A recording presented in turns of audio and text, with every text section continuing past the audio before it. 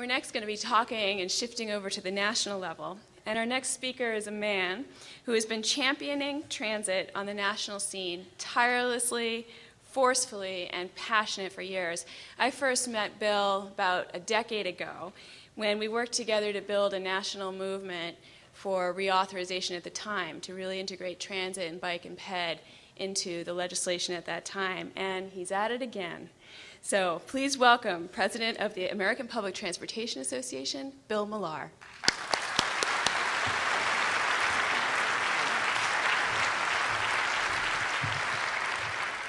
Good afternoon, everybody. Let me add my welcome to Boston. What a great, great city to be, and what is this? The perfect time to be here.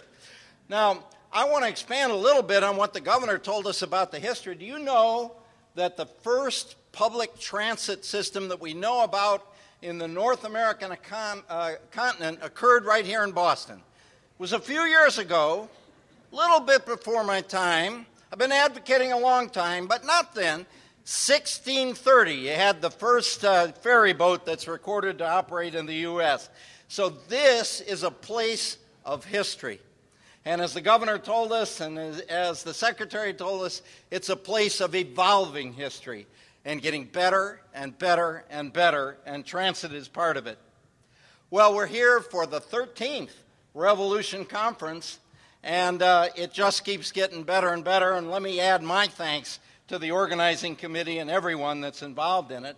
And tomorrow you're also going to have a real treat when you get to hear the godfather of Rail Volution, Congressman Earl Blumenauer, will be joining us. And be sure when you see Earl, he's so modest about these things, but pat him on the back and say thanks, because we all wouldn't be here if it weren't for Earl and the great work he's done over the years.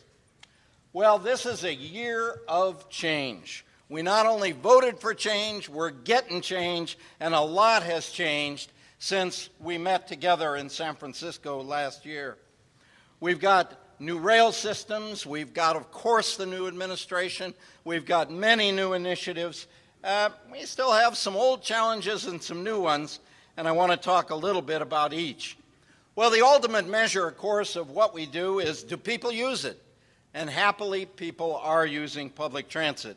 You know, we've talked each year about not only the incremental changes that each of us tend to get focused on, but the long-term change. If you've heard this speech before, you know what I'm about to do. I'm going to add one more year of success on what I told you last year. You know, from 1995 through 2008, public transit use in America grew by 38%. Our population only by 14 in that time, and the use of the nation's highways by 21. So think of it, because of the work you do and your colleagues do, we're growing 3 times faster than the population, almost twice as fast as the use of the nation's automobiles, and it certainly doesn't show much sign of stopping. Yeah, this year we hit a little speed bump in the sense of the recession, and since 60% of the people who use our services go back and forth to work, it wouldn't surprise you that with unemployment approaching double digits in much of the country that we've seen a little bit of a decrease. But remember, that was from last year's modern record levels, so we're still in record territory. And here's a little good news for you. The newest rail projects that we're talking about are all growing and continuing to grow, and that's the good news. If you give people some good service that they can really use in their everyday life, guess what? They're not dumb. They will. And even in tough times, they continue to use more and demand more. The governor and the secretary spoke about the commuter rail network here in the Boston area, for example. It continues to be up by over 4% this year, despite the difficult economy here in the Commonwealth. So I think it's showing the validity of the investments that we're talking about. We improve cities, we improve people's lives, and people reward us by continuing to use it. Well, you know, another tradition of my speech is to just bring you up to date on a little bit of what's happened since last year. Seems to me a lot of you ought to feel a little bit tired. Happy, but tired. Not only are you carrying record ridership, but we've seen so many new rail projects come online.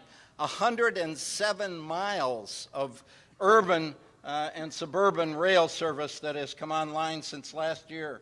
New light rail systems have opened. New commuter rail system and light rail extensions are here. New commuter rail systems have opened. In New Mexico, we saw last December a 50-mile extension to their very successful Rail Runner project up to Santa Fe. And relevant to this conference in particular, you know what that project has brought besides a lot easier commutes for a lot of folks? Over $150 million already in economic development just around the Santa Fe Depot station. New movie theater, new retail, new commercial center, and that will be just the beginning. You know, and in this last year, we saw something that, I got to admit, some old cynics like me wondered if we would ever see. And yes, we have, and in spades, as they say, with the opening of the Valley Metro Light Rail in the Phoenix and Tempe areas, we now have light rail in Arizona. And that's something.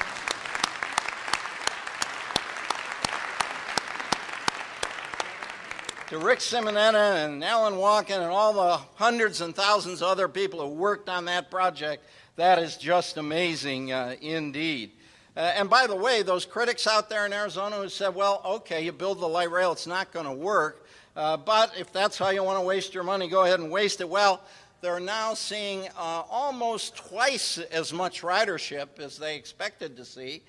They already have over $7.4 billion in total investment of the private sector along the rail line, either planned, under construction, or already in use.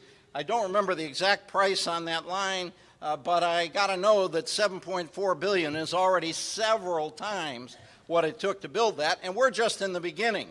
If you've been to the Phoenix and Tempe area, you know what a vital area it is. You know with the plans, the extensions they're talking about, it'll get better and better. So we've got new places that are doing rail, but some of our stalwarts, some of our pioneers, like Portland, Oregon, continue to show us the way.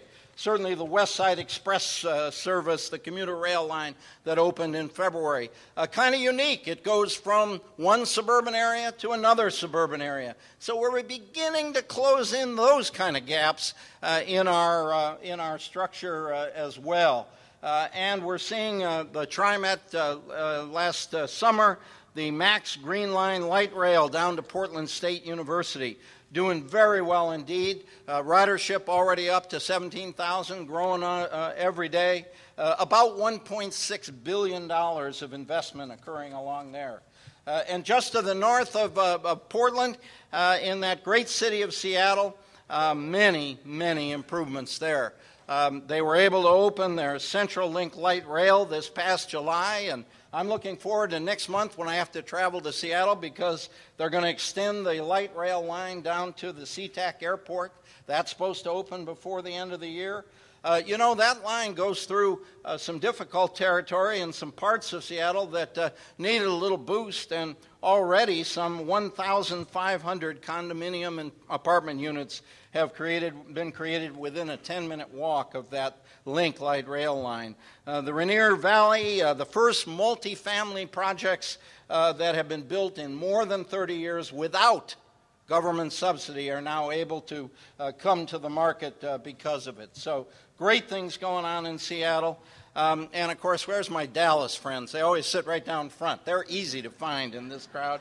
Of course, they sit down front because they've got a great story to tell.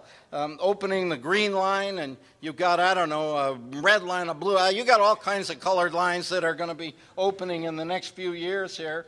Already serving many tens of thousands of people. I don't know whether you saw on some of the news, there were two things that were very popular at the Texas State Fair this year. One of them was French fried butter, if you can believe that. That even just makes my teeth hurt thinking about that. But to get you to the dentist in a hurry was the opening of the Green Line, and that was the second most popular thing that opened at the Texas State Fair. And Gary and everyone at and Randall and everyone at DART deserves a great big congratulations for that kind of thing.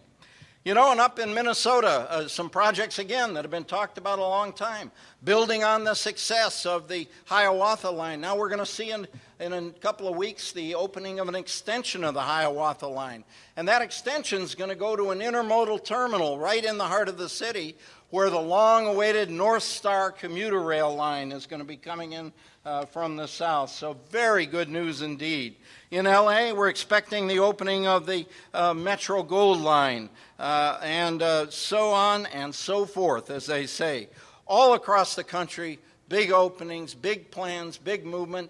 Even in our 50th state, which has talked about rail for really quite a long time, we're going to see in just a few weeks the groundbreaking for the Honolulu rail system. I had the privilege of being out in Honolulu a few months back to kind of learn more about it and help them out with things. That is going to be an exciting project. If ever there were a community that needs to have good public transit to keep from destroying itself and to save the assets that are there, it's Honolulu. So I think we'll all keep an eye on that one.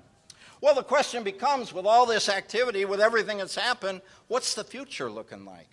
Well, it seems to me we've got a pretty bright one, and if the voters have anything to say about it, the answer will be yes.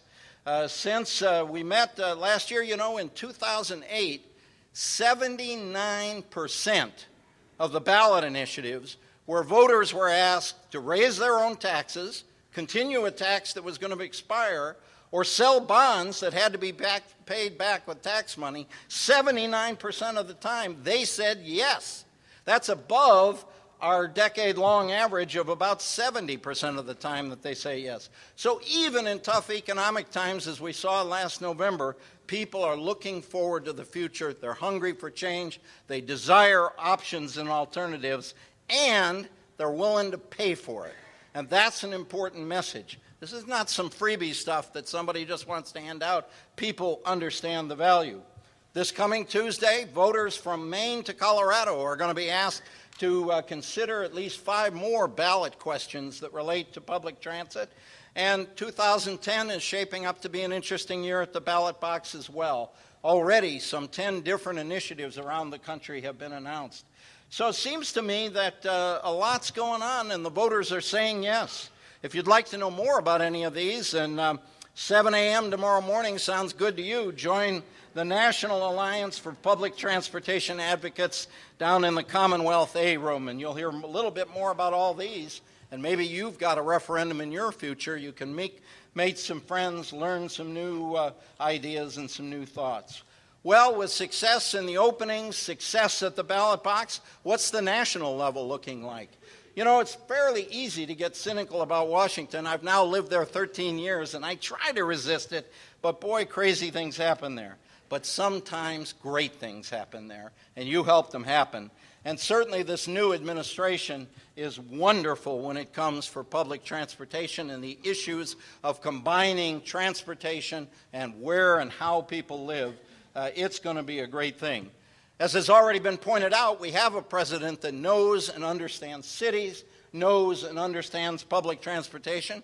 We have a vice president that claims to have gotten reelected by riding the Amtrak train and talking to all his voters. We have a Secretary of Transportation in Ray LaHood that every time I hear him speak about the fourth word out of his mouth is livable communities and the importance of transportation. And they have put on an excellent, excellent staff. I'm going to make a very bad political mistake and start mentioning names below that secretarial level because I think it's extraordinary.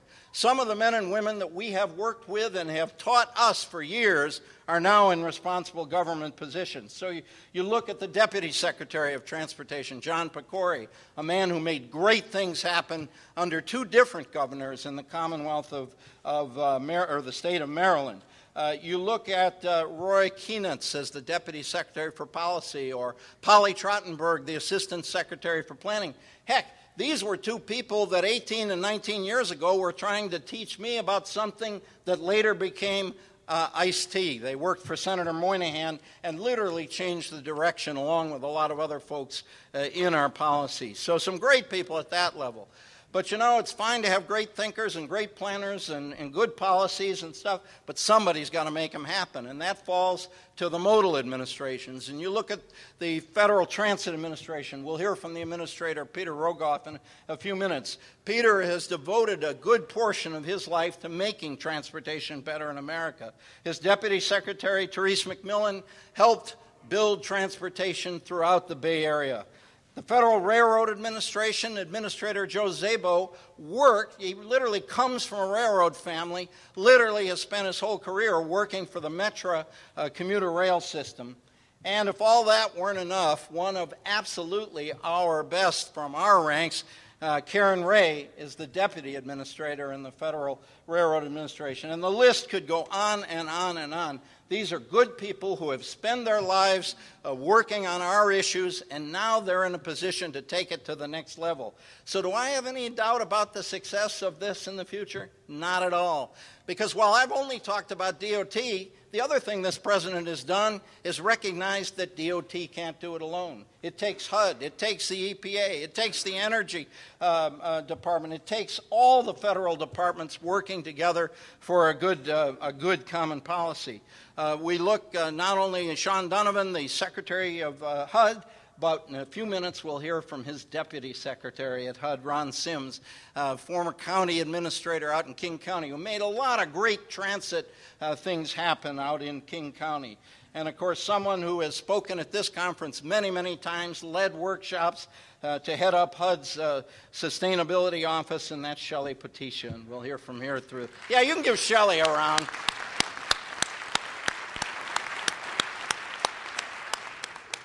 So I think what you're going to see is partnership, partnership, partnership. Partnership among the federal offices, partnership between the federal government and the other levels of government, and we need to respond. We can no longer say those people in Washington don't understand our issues. Those people in Washington taught us our issues, and we need to help them and give them a good support.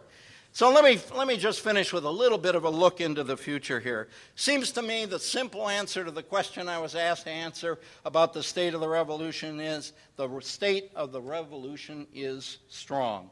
We look at the trends in our country, whether it is the growing population that our country will enjoy over the next 50 or more years, whether it is once we get over this bump in the road, the return to a healthy economy and the growth that that brings, whether it is the need to solve major problems in the world like climate change and all the activity that's going on with that right now. I had the privilege yesterday to testify on behalf of APTA at the Environment and Public Works Committee on the provisions of that law that many of us helped write and many of us helped hope for, called Clean T, which would make not only a good planning process available for including climate change and set goals that all of us would know our part to reach, but also then to make money available to expand public transit and to fund other climate initiative transit projects or transportation projects. So good thing. Of course, we're all worried about the surface transportation authorization, and when is that going to happen? And I'll give you the secret, in our lifetime. That's when it's going to happen.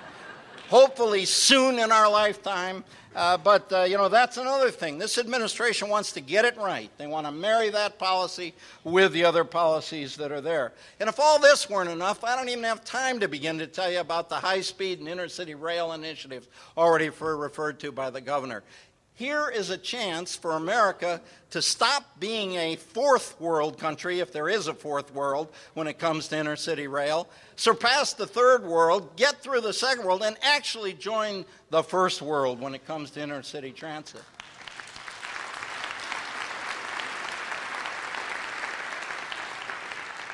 And that intercity rail and high-speed rail initiative ties it all together, because when they get to the city, there's got to be a place to go and there's got to be a way to get there, which brings us right back to our transit-oriented development, our transit services, and the partnerships that are going to make it happen. Ladies and gentlemen, the state of the revolution is good, and it's good because you work hard every day. Let me close by thanking you for what you do. Go back there and do more of it, and we'll talk about it again next year in Portland. Thanks very much.